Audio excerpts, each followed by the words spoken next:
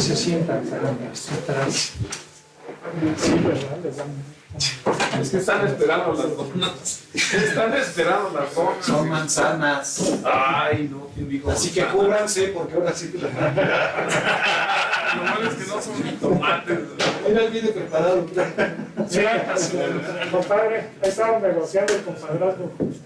Ah, me ha pasado la foto de la negociación del compadre. Sí. Bueno, pues. Bueno, Pero como que te hiciste así. pues como que ya empezaron estos, ¿verdad? Pero bueno, pues sí, hoy la idea es divertirse otra vez. Proveedor de Estados Unidos. Hoy estamos celebrando 35 años del inicio de las funciones del laboratorio, que lo que conocemos como el Grupo Metrología. Va a ser un conversatorio. Esto es, no va a haber una expresión formal de algún paper o alguna cosa en particular. Van a ser los anecdotarios y los recuerdos de cómo se funda y cómo se va produciendo este laboratorio. Lo primero que habría que decir es pues, quiénes están en la mesa. Yo creo que los conocemos casi a todos, pero por si acaso, ¿no? Porque hay algunos de ustedes que seguramente no habían nacido cuando estos ya estaban listos. No, estoy viendo mucho chavo, pues sí, o sea. De hecho, la última generación de académicos del centro no había nacido cuando empezaron ustedes. Así que vamos a empezar por arcaísmos. Tenemos el gustazo de tener aquí entre nosotros, que ya no ocurre con tanta frecuencia como quisiéramos, al ingeniero José de Lerrán, que como ustedes saben, ayudó a fundar, bueno, no, que no saben, ayudó a fundar no solamente esto, sino la UNAM de arte. Ahí lo voy a dejar. Luego tenemos al maestro en ingeniería Rigoberto Nava Sandoval, la patita. Tenemos también, hoy día, por cierto, es la unidad de prototipos. Sección de desarrollo de prototipos. Le cambian el nombre cada 5 años, entonces yo ya no me acuerdo. Luego tenemos a Sergio Padilla.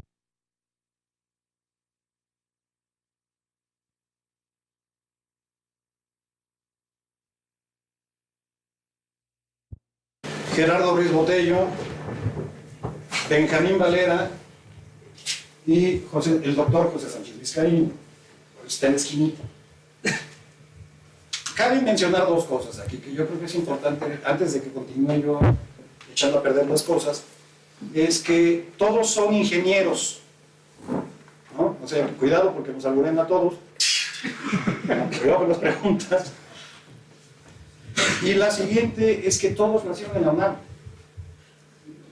O sea, no hay importados, ¿no? O sea, que eso es como se hacían las cosas antes, ¿no? O sea, no íbamos a Libero a ver a qué sacábamos, sino que aquí mismo lo íbamos metiendo. El inicio del plan del laboratorio empieza en 1979. Algunos de nosotros todavía jugábamos canicas. Y su inicio de actividad formal ya con los fondos de CONACYT, que ya se había producido, ya tenían los objetos, es 1982, de ahí parten los 35 años. Pero en realidad son 37 más lo que pasó antes cuando fueron reclutados por el centro. Tienen 3 primeras cosas que fueron muy divertidas. Ayer que lo estábamos analizando me parecen súper divertidas. Primero es que tienen el primer proyecto de CONACYT del Centro de Instrumentos. ¿No? Si CONACYT le dio a alguien lana la primera vez fue a esta bola.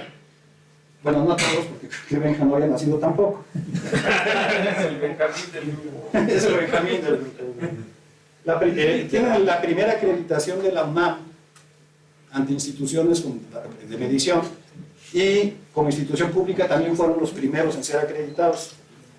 También tienen la primera patente del centro, o sea, tienen las primeras cosas de todo porque pues, no había nada antes, ¿verdad? Y el primer proyecto sectorial de CONACYT con el Laboratorio de Pruebas y Ensayos de México, que es una estancia de la CFE para automatizar un laboratorio de metrología en Irapuato. Asimismo, y esto ya estamos aquí montándonos en el caballero, el ingeniero de Lerrán fue postulado por el centro y ganó, por supuesto, el premio de tecnología y diseño en 1983. O sea, Nadie se estaba rascando la panza. Sí, Primero pero nacional, no, de ciencias y artes. de ciencias y artes. En el área de tecnología. En el área de ciencias y artes, en el área de tecnología. Tecnología y diseño.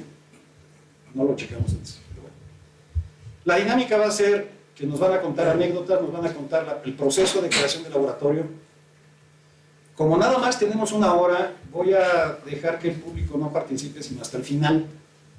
Y a pesar de que es un conversatorio, ahora sí, por favor, hagan preguntas más que intervenciones, porque tenemos una hora y pues algunos de los miembros de la mesa tienen la agenda apretada y van a tener que salir corriendo. Entonces yo le quiero dar la palabra primero a José del Herral, porque, bueno, Mastermind. Por cosa de los años. No, porque no tienes la culpa de todo lo demás. O sea, no autorizaste fondos, así. Bien, pues no sé si me escuchan bien sin micrófono. ¿Sí? Bueno, porque pues, lo que puedo decir es que en el decenio de los años 70 hubo revoluciones de todo tipo, aparte de las que siempre hay, que son armadas, pero hubo revolución en la mecánica, en la electricidad, en la electrónica, y empezó a funcionar lo que es la computación.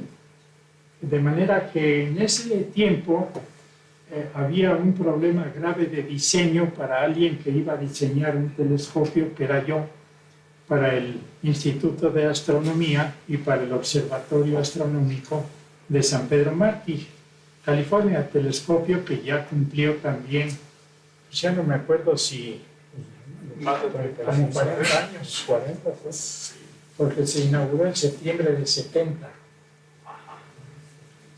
Y bueno, lo que quiero decir es que el problema para un ingeniero que va a diseñar, pues tiene que pensar un poco en el futuro, pues no puede uno diseñar en el pasado, hay que diseñar hacia el futuro. Y eso pues me costó bastante trabajo lograrlo. Yo ya había visitado varios observatorios por gusto, nada más en Estados Unidos y en Europa, y el proyecto del Instituto de Astronomía era construir un telescopio de 1,5 metros. Bueno, no era construir, era obtener un telescopio de 1,5 metros para lo que sería el nuevo observatorio de San Pedro Mártir, debido a que Tonantzintla ya no funcionaba pues, por el exceso de población, la contaminación, etc. Todo lo que acaba en ión. Y el proyecto era de 1,5 metros. Entonces, yo trabajaba en ese tiempo en Campos Hermanos, que era una empresa fabricante de estructuras y de maquinaria, grúas, etc. Y por conducto de una persona que era familiar de un investigador del Instituto de Astronomía, el doctor Álvarez, pues me contrataron porque sabían que a mí me interesaban los telescopios. Desde niño había yo sufrido esa clase de anormalidad, ¿verdad? Porque mi papá y yo estuvimos fabricando telescopios por gusto para nosotros cuando yo tenía 12, 14 años.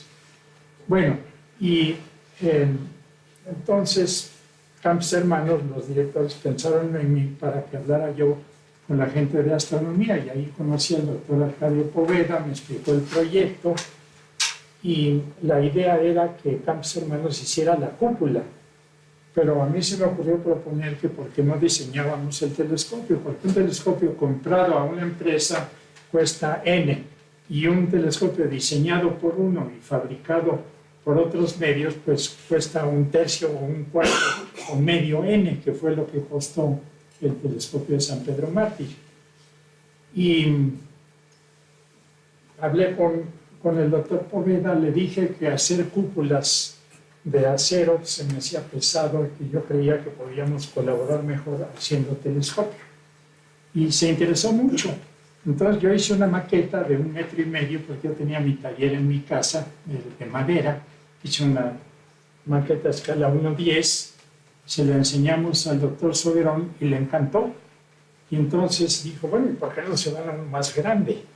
Y entonces me entró la preocupación porque en Campos Hermanos el torno más grande medía para hacer piezas de 2 metros y se estaba hablando de algo mayor que 2 metros. Pero pues es obvio que era más importante hacerlo en México o tener un telescopio más grande. Pues obviamente para los astrónomos era tener un telescopio más grande. Y yo estaba de acuerdo. Entonces, a través del doctor Poveda me conectó con el que había sido director del observatorio de Kitt Peak, Bill Baustian, y yo hice un diseño de un telescopio de 1,5 metros. Después vino esta oferta de irse a 2 metros. Hice un nuevo diseño para 2 metros y fracción, porque conseguimos un tejo para hacer el espejo que medía 2,15. Entonces el telescopio finalmente quedó de 2 metros, 12 centímetros de diámetro, que es el más grande que hay en la República. Y con la ayuda de Bill Baustian, pues vimos lo de conseguir fabricantes en Estados Unidos. Me conectó con las industrias adecuadas y arrancamos el proyecto. Entonces, en la cuestión de los engranes, cuando se había pensado en hacerlo en México, pues yo me preocupé porque no había cómo comprobar que un engrane tiene la calidad de vida. No había ninguna máquina para probarlo en México. Y de ahí nació la idea de hacer un laboratorio de metrología.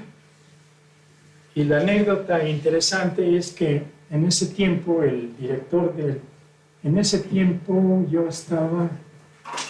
era director, yo me salí de astronomía y me fui, yo estuve 10 años en astronomía más o menos, y me fui a Conacita a hacer la revista que se llamaba, ¿cómo se llamaba la revista? Información Científica y Tecnológica, que era una revista. Conacita hacía siempre la revista grande, que era Ciencia y Desarrollo, y esta, que era para el público en general, más bien para los universitarios que estaban estudiando. Y el director era Edmundo Flores, que era muy amigo del presidente López Portillo, jugaban mucho tenis. Y lo fui a ver para pedirle dinero para hacer el laboratorio. Entonces yo llevaba un proyecto de pedirle, no me acuerdo si eran 700 o 800 mil pesos, que es lo que costaba la máquina Fellows. Y me preguntó, bueno, ¿qué necesitan, ingeniero? Pues mire usted, para hacer el laboratorio queremos comprar una máquina y para empezar el laboratorio pues necesitaríamos alrededor de 800 mil pesos. Y se quedó así y me dice, ingeniero, pídame más. Y yo me quedé peor porque digo, bueno, me tardé yo creo unos segundos en reaccionar y decirle, bueno, pues es para empezar el laboratorio. Y total que nos dio una buena cantidad, ya no recuerdo cuánto. 10 millones. 2 millones. 10 millones. 10 millones de los devaluados, de los viejos pesos. No, pero era antes de la gran no devaluación. eran 20 pesos. Era como $500,000 más o menos. Sí, ¿verdad? Sí, $500,000. Y pues entonces cuando yo le dije que esto era para comenzar el laboratorio, pues dije, por lo menos con el 10% podemos comenzar. No, pídame. Y ya me dio la lana. Entonces, pues me vine aquí al centro a comunicarles que éramos ricos. Pues, realmente, porque era la temporada en la que López Portillo decía que no sabíamos en México qué íbamos a hacer con el dinero. Pues sí supimos, porque se acabó. Bueno, supieron, ¿no? Ya supieron. Bueno, pues nosotros recibimos un poquito. Una pizcachita. Y a favor del país, ¿verdad? Bien utilizado. Y esa es la anécdota, digo, es la anécdota interesante porque pues, nos abrió las puertas a hacer un verdadero laboratorio. Se inició el laboratorio, ya no se usó para medir los engranes en vista de que el telescopio iba a ser más grande de lo que se podía hacer en México. y yo me fui a Estados Unidos con la ayuda de Bill Baustian a conseguir fabricantes. Western Gear, que es el fabricante más importante en Estados Unidos, aceptó en hacerlos. Yo hice los diseños. El secreto de esto fue que yo hice todos los dibujos, los diseños y los cálculos. Y eso ya, y fuimos industria por industria a pedirle, mire, háganos este cachito de piezas, háganos estos engranes. Y cuando lo reparte uno de esa forma, no se exagera el costo, sino al contrario, se gana mucho en el costo. Y de ahorros y de que el diseño, de hecho, sí tenía bastantes cosas novedosas. Por ejemplo, los engranes, la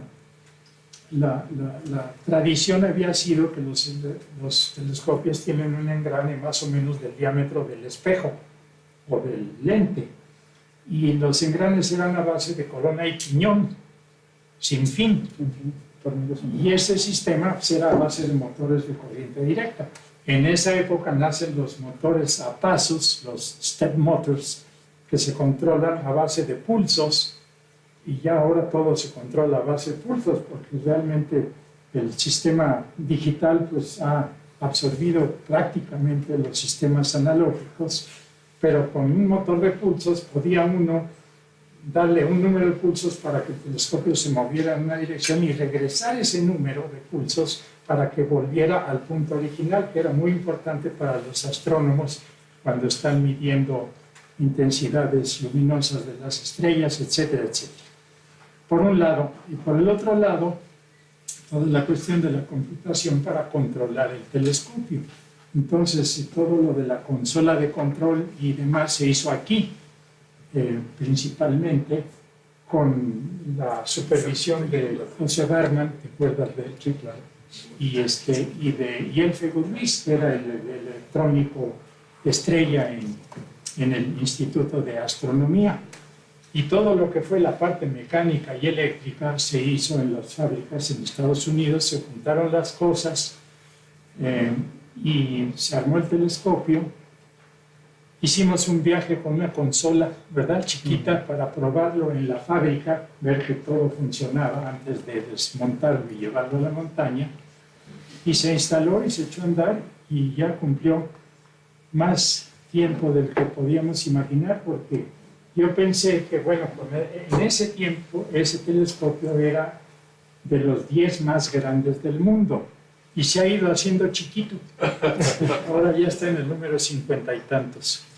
Pero yo pensaba que se iba a hacer rápidamente otro telescopio más grande en los años 80, 90, pero no llegó el momento y nos quedamos así. Pero seguimos haciendo telescopios para las universidades aquí. Sí. Sí, o sea, bueno, quedó esa Bueno, lo curioso es que el telescopio grande nos sirvió de modelo para los chiquitos. Para los chicos. No como normalmente sucede, que hacen un modelo chico y luego haces el grande. No, aquí primero hicimos el grande. Y luego ya saben que estamos en México. Sí, y pudimos dotar a varias universidades importantes del país. Telescopios hechos aquí. Ahí usando la máquina famosa. Usando la máquina de 60 centímetros. De 600 milímetros de óptica principal, y el engrane principal pues era de 600 milímetros. Siguiendo la tradición. La tradición, ¿sí? De las tradiciones que había, nada más lo comento porque es interesante, había la tradición de que todos los espejos para telescopio debían de tener un sexto del diámetro de grueso. O sea que si iba a tener 10 metros de diámetro, tenía que tener 60 centímetros de grueso. Y yo preguntaba, bueno, ¿y por qué? Nadie de los astrónomos en Estados Unidos me pudo contestar. Me dijo, es que así se ha hecho. Bueno, ¿pero por qué? Entonces yo me puse a trabajar en el punto y le rebajé de un sexto a un noveno, que es un 30% muy bueno, de manera que nuestro espejo fue el primer espejo ligero de la serie, que después se ha ido mejorando el número y ahora ya vamos como en un 20avo, ya se hacen espejos muy delgados, pero controlados electrónicamente, cosa que antes no se podía. Por eso digo que la revolución que ha sido mecánica por los engranes que los cambiamos ya de usar corona y sin fin a engranes helicoidales comunes y corrientes que trabajan mucho más rápido. Y con la cuestión del progreso en la electricidad con los motores de pasos, podíamos controlar a precisión, y luego pues vino ya el cambio radical de fotografía a base de placas a tomar imágenes a base pues, de los sistemas modernos a base de píxeles, o sea, que ha cambiado totalmente la técnica y estamos ahorita en un periodo en el que no hay muchos cambios, pero sí los va a haber en el futuro porque en los laboratorios se está trabajando en muchos aspectos que nos van a volver a cambiar, pero yo ya no voy a estar aquí. Sí, bueno, recogiendo un poco la hebra que va soltando Pepe, sí me acuerdo que cuando fuimos con Edmundo Flores, sí. Pasamos por ti al edificio de Insurgentes, donde tenías tu oficina. Sí, ahí estaba yo con la revista. Nos atravesamos Insurgentes. Sí. Y enfrente estaba el director general. El director general. Y sí, sí, ya llegaron, y llegó el ingeniero Herrán y unos muchachos. ¿Sí? ¿No? Sí, pásenle, pero entonces ir con el director general del CONACYT, pues ir con un cuate. Sí. Sí, o sea, y recogiendo le aprendí el caminito al ingeniero del Herrán y todavía en 2 ocasiones posteriores, ¿sí? Pues lo puse en práctica, ¿sí? Y me fui a ver también, ya no era el doctor Edmundo Flores, ya eran otros directores, pero pues era el caminito, era el camino, marcado, ¿no? sí. Era la manera de conseguir fondos, ir a ver al director general, platicarle de tu proyecto y convencerlo de que era importante y de que era bueno que el CONACYT invirtiera en ese proyecto. Hoy, pues todos ustedes son testigos de que las cosas ya se hacen de otra manera muy distinta, ¿no? Pero bueno, eran otras épocas, ¿no? Y en ese sentido, pues conseguimos dinero también para equipar muy bien el laboratorio de calibración de patrones. Ajá. ¿Sí? Sí. De todo lo que son bloques, barras patrón y todo lo demás. Y aquí hay que decir una cosa muy importante. Tanto el CONACYT como las autoridades universitarias eran muy sensibles a este proyecto. Sí. ¿Sí? O fueron muy sensibles a este proyecto. Sí, lo tomaron muy en serio.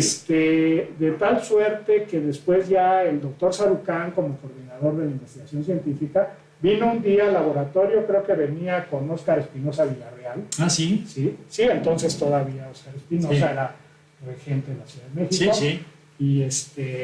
Y pues lo trajo a visitar la universidad y entre otras cosas a conocer el laboratorio de metrología. No es cierto, era de Nacional Financiera. Era director de Nacional Financiera, Óscar Espinosa.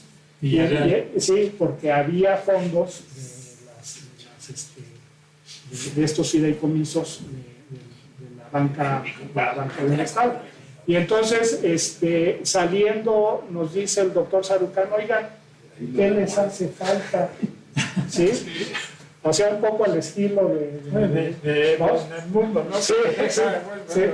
No, o sea, ya en la puerta ahí del laboratorio, me acuerdo muy bien, les digo, es algo que no se le olvida a uno nunca. Nos dice Sarucán, oiga, ¿qué les hace falta? ¿Sí? Le digo, doctor, pues tenemos en proyecto un interferómetro láser. ¿Sí? ¿Cuánto cuesta? Pues como $50,000. ¿Sí? Cuente con él. ¿Sí? Y muy interesante. Eran otras épocas. Sí. No robaban tanto. No había tantos Duartes. Y bueno, muy interesante, ¿no? Porque les digo, y luego el doctor de la Fuente, sí, también sensible a este proyecto, como coordinador de la investigación científica, también preguntó, pues, ¿qué les hace falta? Sí, y le dijimos, pues, una máquina de medir por 3 coordenadas. Ándale. Y nos dijo, pues, cuenten con ella. Pero lo que no sabía el doctor de la Fuente es que no había laboratorio. Sí. Entonces, había que hacer un laboratorio. Entonces, qué bien. Después, oye, pues que ya viene el equipo, ¿y dónde lo van a? Pues no hay dónde ponerlo. ¿Sí?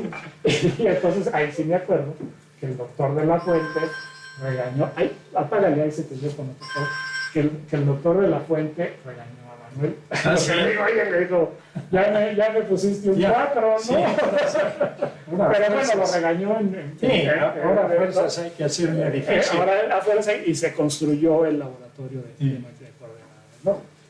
Bueno, pues así es la manera de que pues, hemos crecido como hemos, pero ¿por qué estamos aquí? ¿Por qué seguimos aquí? Esa sería la pregunta, ¿no? Y no hemos aprendido a robar. Sí, no, Totalmente, eso aquí en la universidad podemos agradecerle al Señor que planea todo, que espero que lo planee todavía bien, que no ha habido ese problema que ahora cunde y es una tragedia nacional, el problema de la corrupción.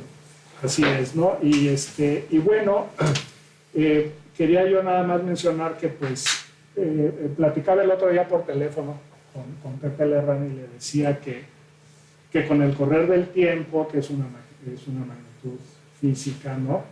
Pues la masa y la longitud también normalmente aumentan, o sea, aumenta el tiempo y aumenta la masa, ¿no?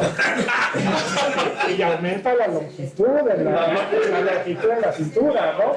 O sea, digo, el sistema, ¿no? Sí. El tiempo, longitud, masa, Parece que ese aspecto de la obesidad ha ido progresando. Es un problema meteorológico también, no es nada más de salud, sino es un problema meteorológico que hay que ayudar a resolver. Y que bueno, a mí no me ha tocado. No, a ti no, yo he pesado 74 kilos desde que tenía yo 28 años. Y sigo pesando. Pues sí, pero una pesa 72. Tú tienes pacto con el diablo o algo, porque yo desde que te conozco te veo igual. Sí, pero no, es uno de nuestros mentores y aquí sí, déjenme hacer este breve paréntesis. Uno de nuestros mentores, aquí gracias a él pudimos impulsar este laboratorio, gracias a él, porque yo también lo fui a ver para decirle, oye, bueno, entonces era ingeniero Lerrán, es que quiero hacer una tesis en ingeniería mecánica. Ah, sí. Sí. No, me dice, pues ahí están los engranes del telescopio, ¿no? Pues hágala en eso, ¿no? Sí. Y bueno, pues ya de ahí se derivan las historias, ¿no? Pero sí reconocerle y agradecerle a Pepe y el que esté ahora con nosotros, el que haya hecho el esfuerzo de venir desde Acapulco para acá, y que es un esfuerzo. Que nos esté acompañando en esta ocasión y que no sea ni mucho menos la última, sino que al contrario, te vamos más seguido. Por lo pronto te vamos a ver en el Congreso de Instrumentación porque lo vamos a hacer en Acapulco. Eso está muy bien. O sea que allá no vas a tener pretexto para no asistir, ¿no? Pero a mí me dio mucho gusto cuando me hablaste, que me invitaste para recordar estos tiempos pasados, pues claro que me dio mucho gusto venir, pero venir a la Ciudad de México para mí ya cada vez es más difícil ir a cualquier parte, todo se va dificultando y no veo yo cómo va a acabar esta situación, porque ahorita hay más de 200 edificios en construcción de más de 10 pisos. ¿Dónde vamos a caber los coches? Porque las calles no crecen. Oye, yo quise hacer una precisión. Reafirmando esa época de bonanza, de abundancia de petróleo, de un desahogo financiero muy importante que no se repita con el presidente López Portillo. La experiencia personal es que, dada la oferta que había de crecimiento, la oportunidad que se nos daba de iniciar esta línea de metodología, sentía una angustia de gastar el dinero bien, ya que estaba ahí. Elegir el equipo bien, hacer un buen programa de desarrollo, hacer un buen proyecto meteorológico. El detalle que quería aclarar es que no fuimos tan irresponsables en comprar la máquina y que no cabía. El detalle fue sí había el espacio. Lo que no había era la altura del edificio, del techo. La columna de la máquina no cabía. Habría que hacer un agujero en el techo para que pudiera caber la columna. Eso no lo consideramos, se nos Se me ocurrió. Error de Y ingeniería. esa fue la razón de hacer la extensión de un laboratorio más alto y bueno, ganar espacios. Ya, sí. Y regresando un poco a lo que decía de la angustia y del deber o de la responsabilidad de gastar el dinero bien. Pensamos que era muy benéfico conocer instalaciones que ya existían, buenas instalaciones. Y entonces Pepe nos acompañó, bueno, fuimos los tres, no me acuerdo cómo nos pusimos de acuerdo, Sí. que al ir por la máquina Fellows para medir los engranes, Pepe nos consiguió, disculpa que te hable de Pepe, No, por favor. nos consiguió una visita en el NIST, entonces NBS, National Board of Standards, ahora National Institute of Standards and Technology. ¿Sí? Y bueno, la visita a la fábrica de engranes es también una visita a las máquinas de medir engranes. Ahí empezó, ¿sí? En la parte metrológica, porque queríamos que los engranes fueran de cierta calidad para hacer el seguimiento sin cabeceo, sin vibración, ¿verdad? Del cielo. Ahí empezó, luego vimos al NIST y para mí fue conocer un mundo nuevo. Sigo impresionado de lo que vimos en NIST. Puedo hablar un detallito, por ejemplo, agarramos 2 bloques patrón, nos permitieron experimentarlo y por fuerza atómica se pega. Ese es su grado de calidad superficial. No por vacío, ni por grasa. Es uno de los detalles más impresionantes que tuve. No fue el único. Y había bastantes otros más. Y dentro de esta visita, que tuvimos la posibilidad, fue una visita muy fructífera. Pepe nos llevó a la fábrica de telescopios Celestron. Ah, sí. Fuimos a la fábrica, creo que estaban fabricando unas partes del telescopio San Pedro Mártir. Conocimos o tenían un proyecto de reposición de una locomotora en esta fábrica, creo que es LF, no sé seguro. LIF. LIF. Y otra vez fue que diría yo, un diplomado o una serie de experiencias muy interesantes. Oye, y no se te olvide decir que estuvimos arriba de los 2 edificios. Las Torres Gemelas. Ah, que claro, ya- sí, de paso. Sí. Que ya no podemos. Tengo una repetirla. foto donde estamos ahí. Ahí estamos, ahí tenemos Sí. fotos, sí, por ahí tenemos fotos ahí. Y- Las Torres Gemelas. Y yo simplemente quisiera concluir este pequeño ratito que tengo de plática, de compartir con ustedes. Es que esos momentos con Pepe los recuerdo de manera sumamente agradable, fueron muy enriquecedores. Y yo diría que Pepe me ayudó a descubrir mi vocación. Le encontré un fondo a todo esto impresionante, muy enriquecedor.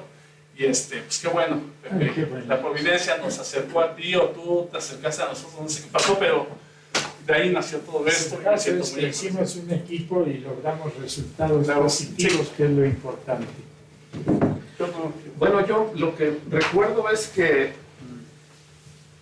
para empezar, yo hice aquí mi tesis de servicio social y todo esto.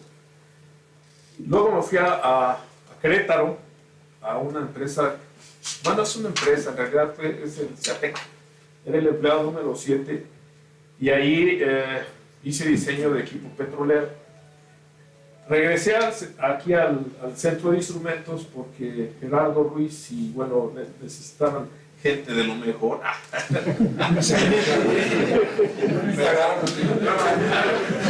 bueno, Se conformaron con lo que habían. sí, Les gustó el asunto del 7. Nadie es perfecto.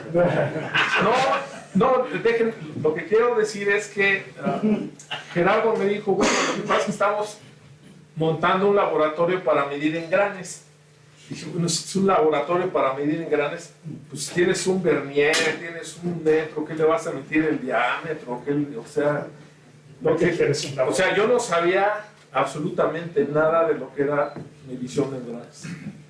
O sea, ya me explicó, hay una clase rápida, y porque déjenme decirles que en la Facultad de Ingeniería vimos engranes, pero los veo uno así, rueditas, y calcula unas velocidades y esas cosas.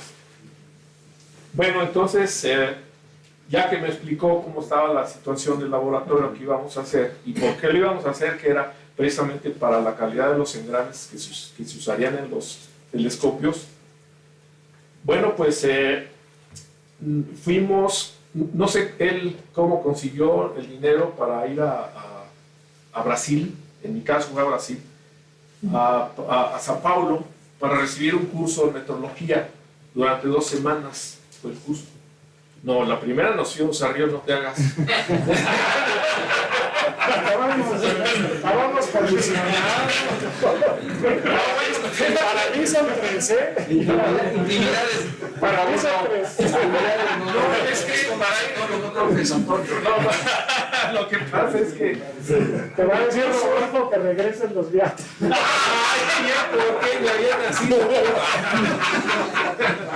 No, a lo que me refiero es a que el curso era en portugués y aquí recibimos a ¿cómo se llama? Que nos prestó unos cassettes. Héctor Domínguez. Héctor Domínguez nos prestó un curso de portugués. Héctor era director cuando hicimos lo del laboratorio. Sí. No lo invitaron, ¿verdad? No lo invitamos. Anda desaparecido. Pero ahí está en una foto. Ah, bueno.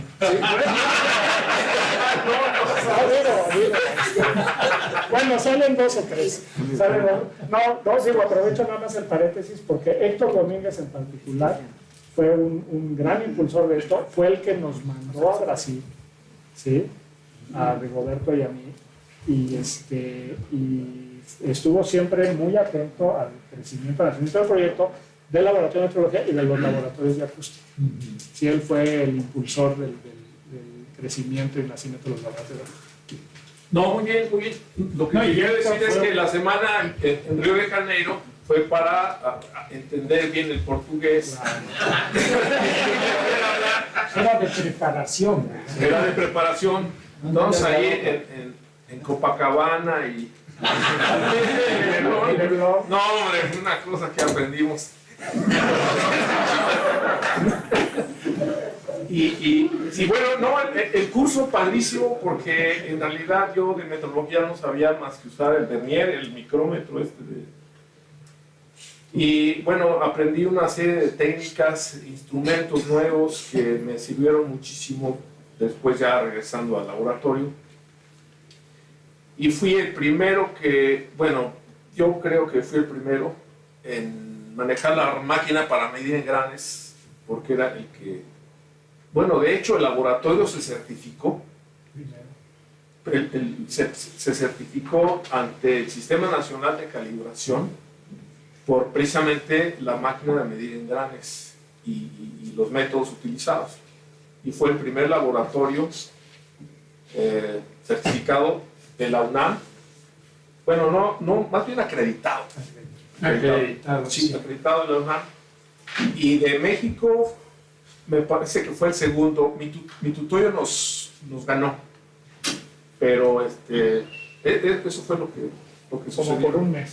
Pero bueno. Sí, como un mes más o menos, pero en fin. Bueno, yo quería mencionar acerca de los engranes, qué tanto es medir, por qué tan preocupados para medir engranes. Es que los engranes tienen dientes y los dientes tienen que entrar de manera que se toquen, pero que no haya fricción, o sea, que no rocen. Tienen que tocar nada más y dejar de tocar al pasar, y para ello el perfil del diente es de un cálculo muy complicado dependiendo de la relación del engrane grande con el chico, etc.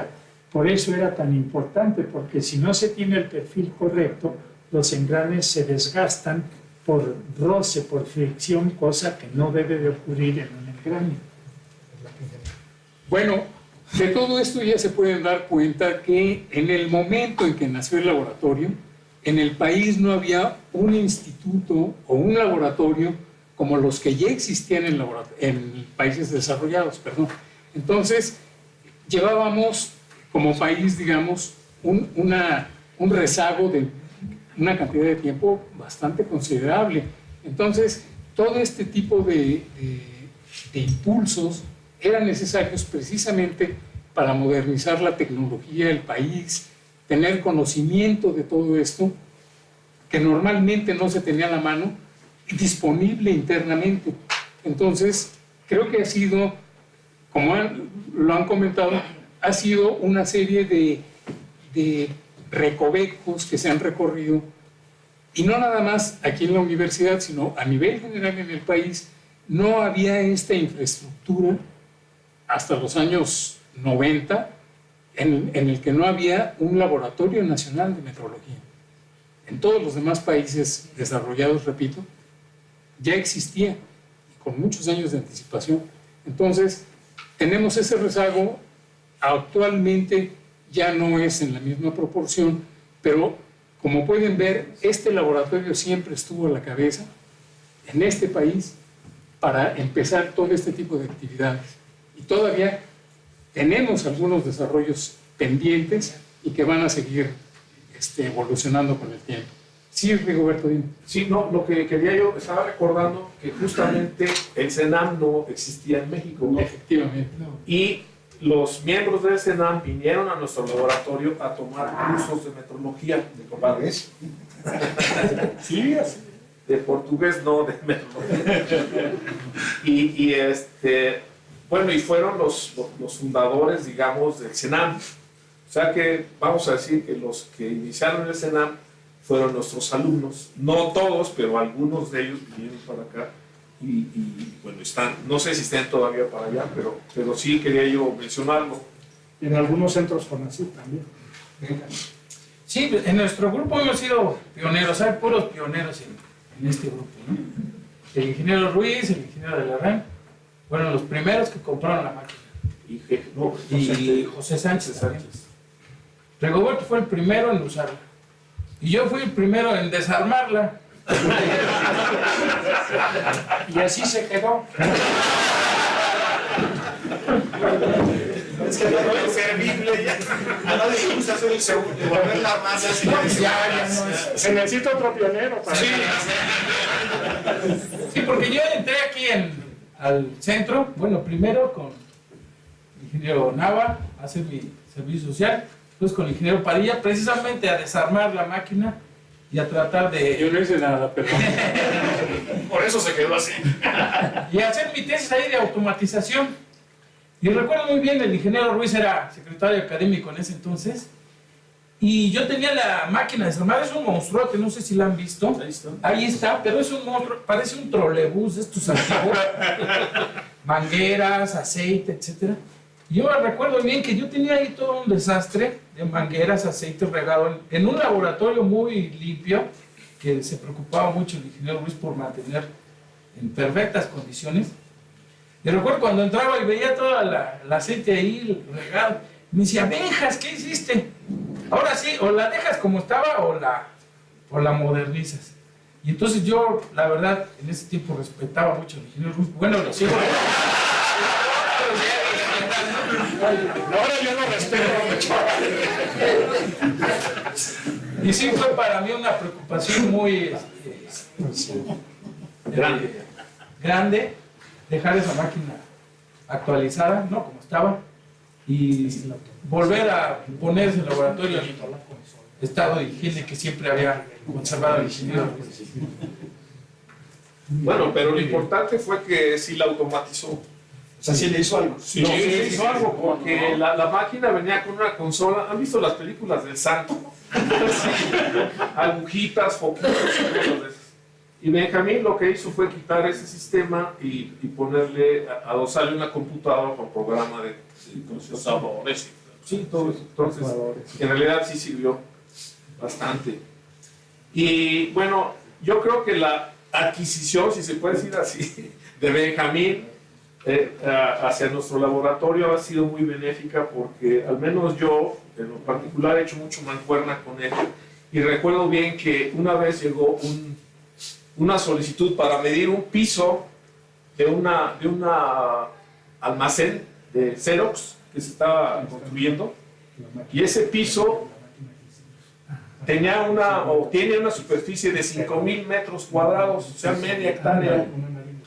Y entonces querían que le midiéramos la planitud.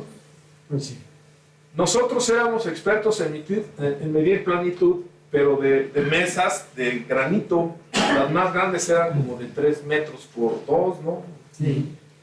Pero medir un piso de 5,000 metros, pues ya no podía ser lo mismo, ¿no?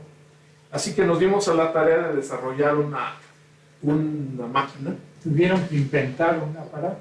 Inventamos un aparato para medir el piso y todo esto en base a normas, porque normas para los pisos son diferentes que normas para medir desempeño. No, bueno, así las mesas de granito. Bueno, y entonces construimos el aparato, le adosamos los instrumentos de medición, fuimos a medir, sacamos como, no sé cuántos datos eran, 12,000 datos, no sé. Estuvimos una semana o más, una semana. Sí. Bueno, este es parte de un aparato que Ese es el aparato, sí. para medir la planitud. La cuestión es que esto lo querían para mañana, ¿no? Ya saben cómo la industria así es. Y bueno, pudimos lograrlo, esto lo terminamos como en unas 3 semanas, o 4 semanas, un mes, desde que llegaron a solicitar hasta que entregamos los datos de cómo estaba el piso. Eso fue lo que tardó. Y cobramos en aquel entonces 30,000 pesos. Sí, el ingeniero no se dejó, no aprendió a robar. Le ofrecían un Volkswagen, ¿verdad, ingeniero? Bueno, esa es tu impresión, pero... O sea, sí tiene los... Bueno, Lo que pasa es que cuando estrenaste, se hace con Volkswagen cuando y estrenaste el al bucito. centro le pagaron 30,000. No, es que el piso estaba muy mal y ellos querían que estuviera bien. Que lo arreglen. Echando el Volkswagen.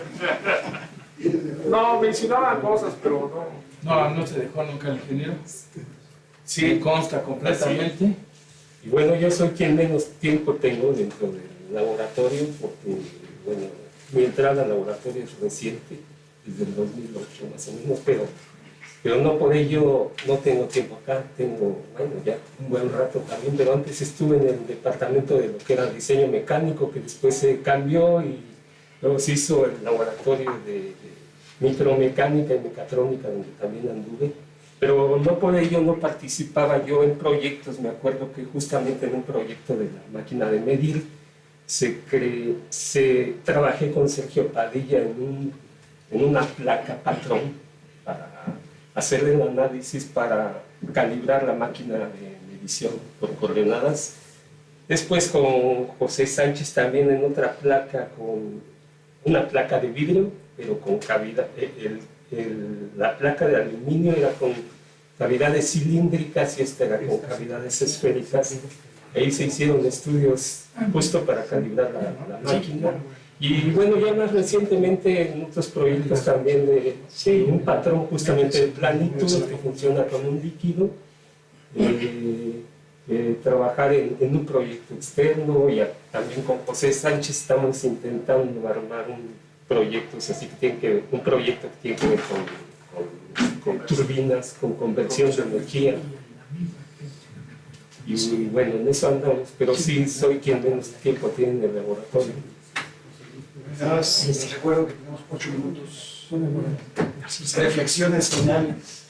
Bueno, yo, como están platicando allá, tengo ya 11 años en el taller mecánico, en la sección de desarrollo de prototipos. Pero, sin embargo, pues mis inicios fueron aquí en el laboratorio de metrología. Y les comento que todo lo que aprendí en el laboratorio de metrología, bueno, si no todo, pero gran parte, me dio el feeling para hacer muchas de las cosas que he fabricado allá. Bueno, diseñado, construido. Y bueno, lástima que ya no he podido estar directamente haciendo calibraciones y mediciones, pero es que realmente lo que a mí más me llamaba de esto fue la construcción de instrumentos para medir, no tanto la cuestión de la metrología en sí, calibraciones y estas cosas. He impulsado también por esto, como yo me di cuenta que a mí me faltaba eso, saliendo de la escuela como ingeniero mecánico, la parte metrológica, me acerqué a la Facultad de Ingeniería y estuve dando durante varios semestres la materia de metrología pero metrología mecánica de longitud y de ángulo. Y bueno, creo que hay otras personas que ya lo hacen también, y pues yo ya clases de eso no sé. Sí, yo creo que es importante mencionar aquí, ya que tocas el aspecto de la docencia y la formación de recursos humanos, que para nosotros ha sido muy satisfactorio el paso de los estudiantes, ya sea licenciatura o de posgrado, porque ellos vienen con nosotros, hacen su tesis de licenciatura o de maestría, y en general en las maestrías en que participamos son más bien de carácter profesionalizante, de manera que es gente que no va tanto orientado hacia una carrera académica como a ir al mercado de trabajo externo, y nos da mucho gusto encontrarlos bien ubicados y respondiendo con muy buenas calificaciones a los retos, a los problemas que les plantean en la industria, en el sector público, en la Comisión Federal de Electricidad, en el Seguro Social, en donde ande. Y es muy satisfactorio también que te llaman y que te dicen, maestro, pues le hablo para saludarlo, se acuerdan de uno, de repente. Dice, pero además para darle las gracias porque realmente lo que aprendí con usted, ¿sí?, me ha permitido resolver, atender una serie de problemas y de retos que me han puesto en mi lugar de trabajo y que he podido solventar muy exitosamente, ¿no? Para nosotros, pues es el mejor regalo que nos pueden dar, ¿no? Claro. Porque finalmente, pues la universidad es una institución educadora, es una institución para eso, ¿no?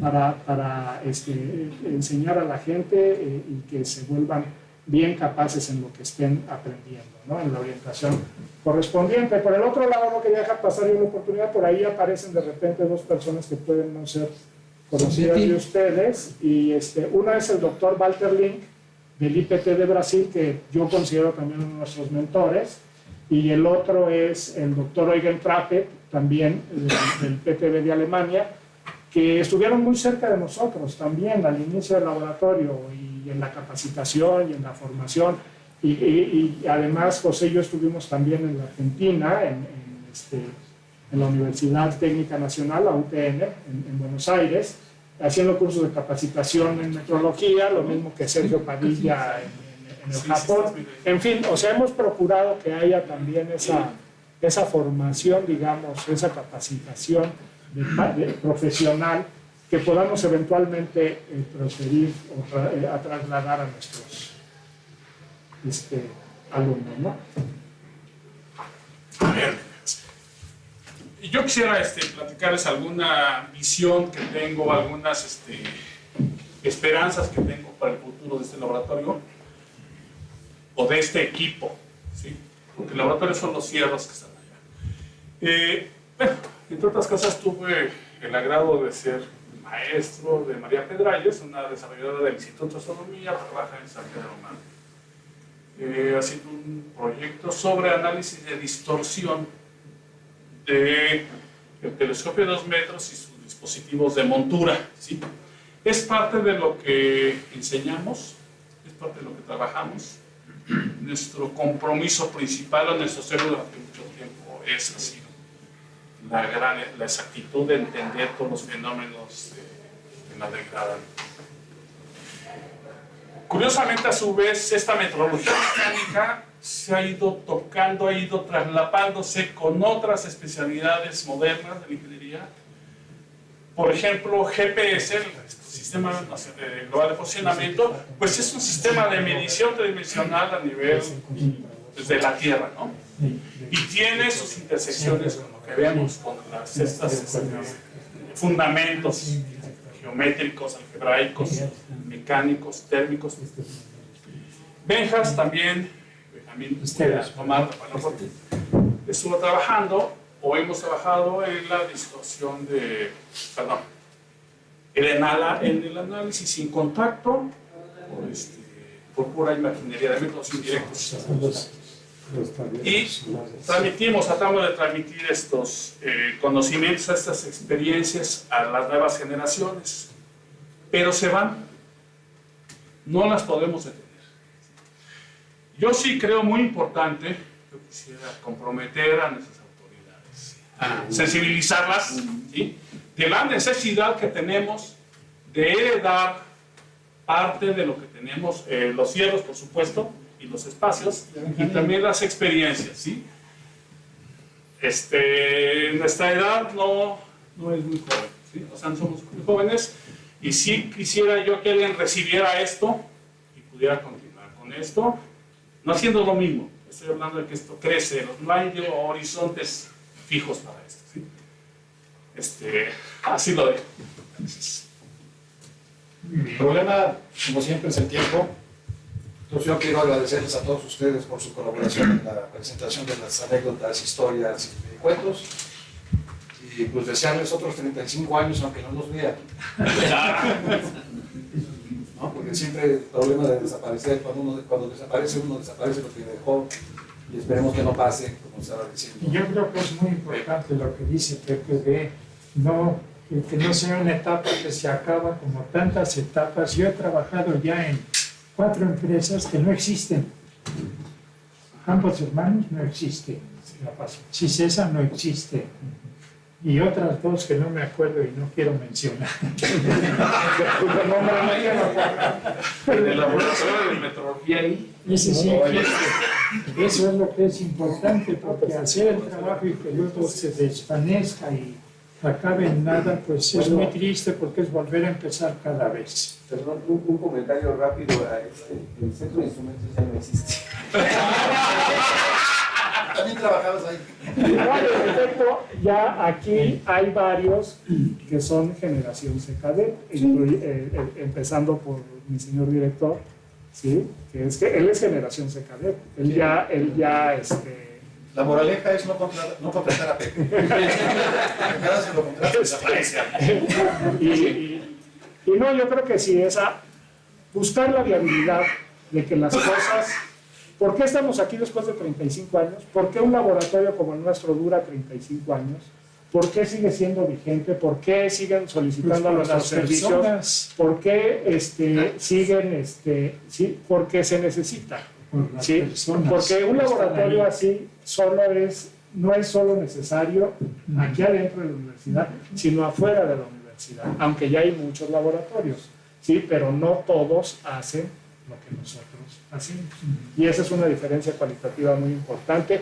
Y porque la universidad tiene asientos, ¿sí? O tiene un asiento en el Consejo Directivo del CENAM, Sí. que es el que rige la política meteorológica de este país, y la universidad tiene que tener una representación digna en ese consejo, ¿sí?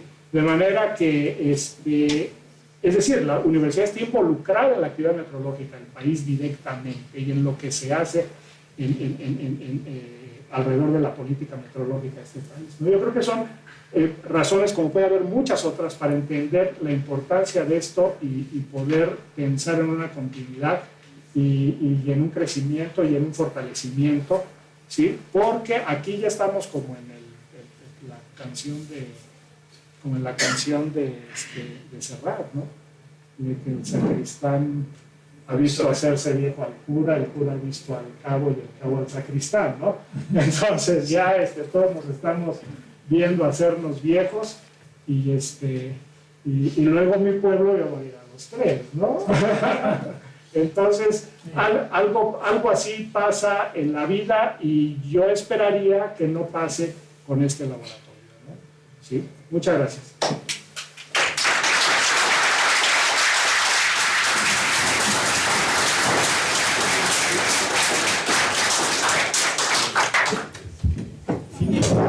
No se va a llamar el foto.